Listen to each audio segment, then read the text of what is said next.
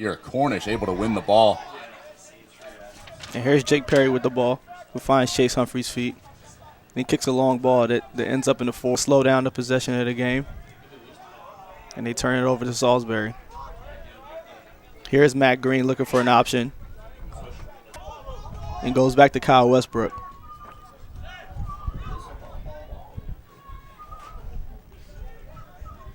Salisbury. Seems both teams are still trying to figure each other out. Not much goal mouth action in this game so far, but hopefully this changes as the game goes on. Here's Matt Green with a cross, and the keeper spills it. The third one is a charm. Puts the ball in there again, and it's well defended by Frostburg. Oh. There's some contact in the penalty box. I think having trouble just keeping possession. Pablo Toronto with a good piece of footwork there to get out of that jam. Saw Salisbury do this in the last game. And Cornish way up in the air to head that ball away. It was a good thing Larry Cornish was there, because that could have spelled trouble for the goalie. Frostburg seems to have the better position from both teams. But let's see if this has changed during the game. He's putting his body.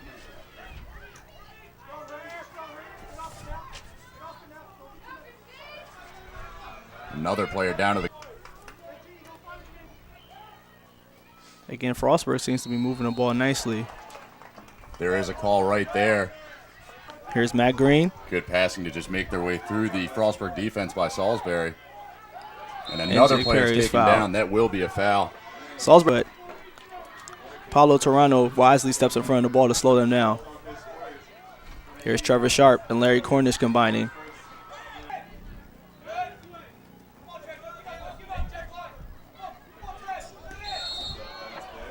Frostburg player goes down. It didn't look like a goal. Able to block the ball. The shot was not very hard. That was very fortunate for Salisbury, because the goalie was caught out there because he ran into his own player.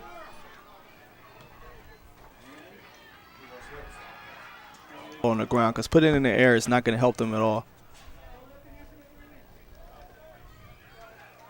There's a foot race to the ball. Frostburg will win that one.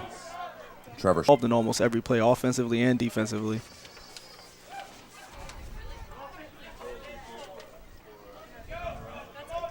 Away from the ball. The foul is called. A quick free kick taken. Space almost finding his man. There it is again, that final pass. They can't find that final pass. Quick. And they lose it as quickly as they started that play. Here's Larry Cornish. Because with Salisbury spending so much time on offense and getting these chances, Frostburg has not had a good chance recently. Here's Jake Perry, and he is stopped by Bernard Fatterson. More physical games we've seen Salisbury in this year, probably a product of this in-state, in-conference rivalry. Definitely the conference part plays a factor. You never want to lose. Is it kind of just like a play-by-play, to take it play-by-play kind of thing? I think you take it play-by-play. You know, every 4 years players change, but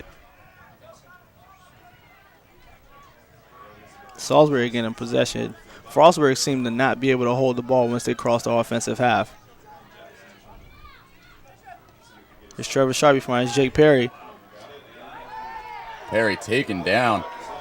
Ref waving the foul off Perry. Tackled by Stephen Portman to win the ball back for Salisbury. He finds Matt Green's foot. And the ball to Jake Perry. Jake Perry tries to put the ball over, but it's Cornish able to go up and redirect that ball. And Jake Perry is given a yellow card. Portman had a lot of room and just able to kind of see the situation.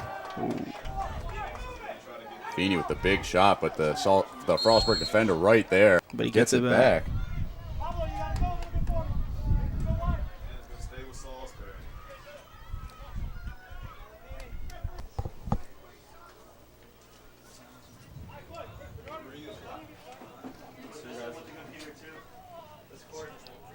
There's a push after the ball goes. Humphrey already immediately challenging and taking the ball away. Sharp will get to the ball first. There's a 2.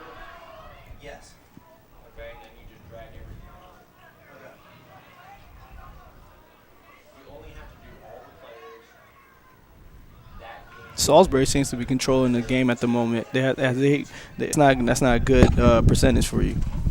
And neither one of Frostburg's shots finding its way to be on goal. The penalty shot. Again, Logan Beckner is there for that long throw in to clear it out for Salisbury.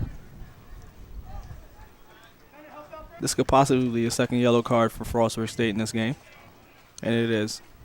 In the games we've called here so far, we haven't seen any bookings at all, and now 3 of them. And Jake Perry on the other side for Salisbury with 1.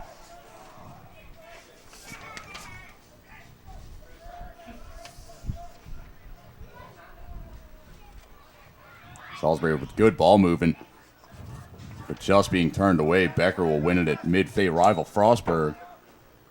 That's the 5th yellow card we've seen today. Luckily, nobody's gotten a red card. 3 players for Frostburg, 2 for Salisbury in the books already.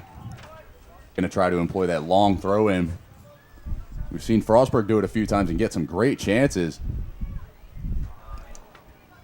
That was Jeff. It sends the cross in. A brilliant cross, but there's nobody to attack the ball, and Salisbury comfortably clears the ball.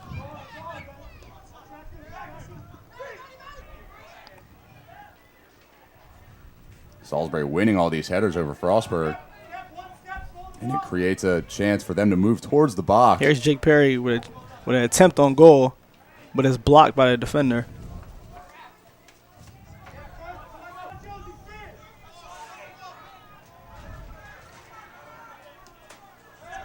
And a good play on defense by Matt Green to. And more space to create their own chances. With all these extremely close chances, you've got to think that at some point one of them is going to find its way to the net. And he drops right back to Salisbury. If I didn't know better, I think Salisbury is a team that were down by 1-0. They seem to have more possession and more hunger to get the ball every time they lose it. And this has got to just be deflating and exhausting.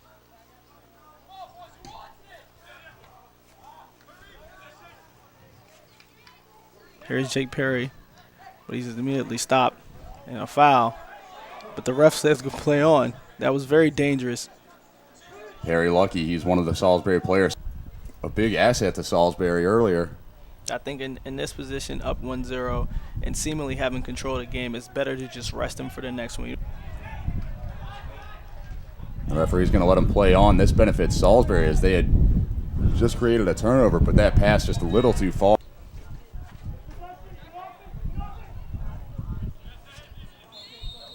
Again, Salisbury is making sure Frostburg has no. We're down within the last 20 minutes of this game. Frostburg's got to make a move quick, but first they have to stop Salt to clear this ball out. They're not able to.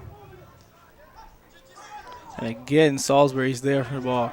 This could be a breakaway. Cord today. He's done a lot of work in other ways, though. Portman finds Jake Perry, but it's cut out. So now Frostburg's starting to threaten more and more on offense.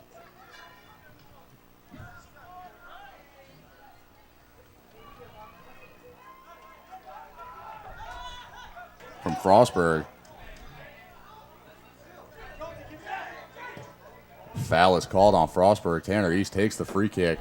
But not after about 20 seconds comes off. There's the ball into the box, and it beats it hits off Toronto's back. Looked like Toronto didn't know where the ball was. I think he was looking for it when it hit him. If he had seen that and been able to plan for it, I think he got off. That was a nice battle for Kyle Westbrook as he won the ball there for Salisbury. Here's Jake Perry. Salisbury content with just clearing it down, giving Frostburg the ball back, but Sharp were not on the same page on that play.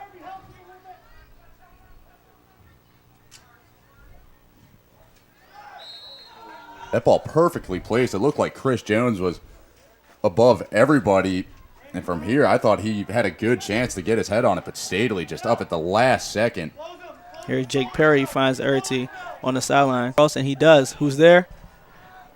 Frostburg defense. But Salisbury gets the ball back again and wins a throw-in in the process. Ball.